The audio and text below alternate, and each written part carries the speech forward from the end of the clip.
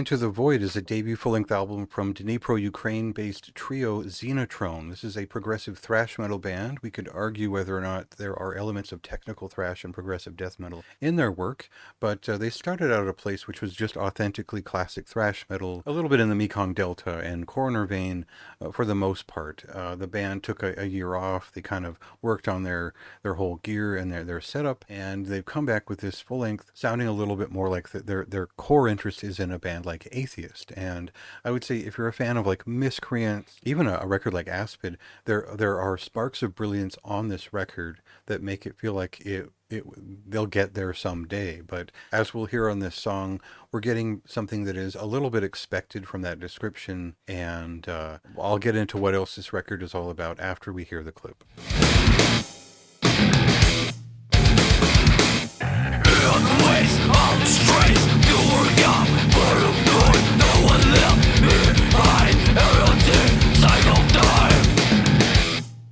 So the thing to say about this record up front is that it is about 42 minutes long. About 20 of those minutes are dark space ambient sections that are about 5 to 7 minutes apiece, and it really kills the momentum of the whole thing. That is the major downside of this record from my point of view.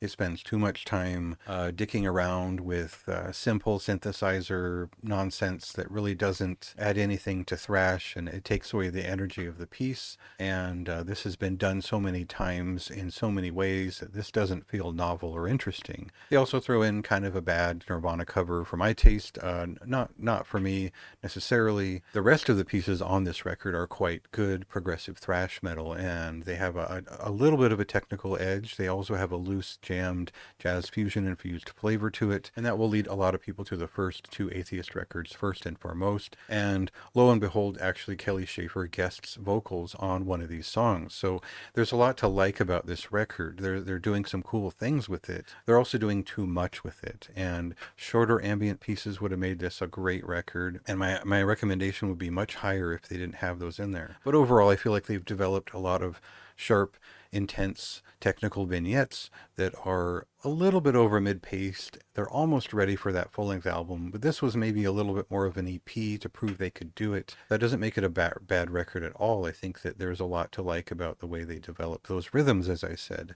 So there's a classic sound in there. They're putting their own spin on it also, and I think they're doing a little bit more with it than a lot of other bands in this style who have a lot more resources and more at their disposal in terms of what they can do with self-production and sound. So while I don't think this band was necessarily ready for a full length, I think they definitely have that in them to put together something that is more buttoned up. So for me, that's a moderately high recommendation, but I still would like any thrash metal fan to check this out and count this among one of the more interesting progressive thrash or tech thrash adjacent bands doing this kind of thing. And I think there's a lot of potential here for them to lean into that early Atheist style. I'm not rating this on potential necessarily, but I do think this is a solid band who put together a great record with good album art and decent production, and so there's a lot to enjoy here, and worth checking out again for the classic thrash metal side of things. Check that out for yourself. It released on February 21st, and go ahead and read my review for more details. Way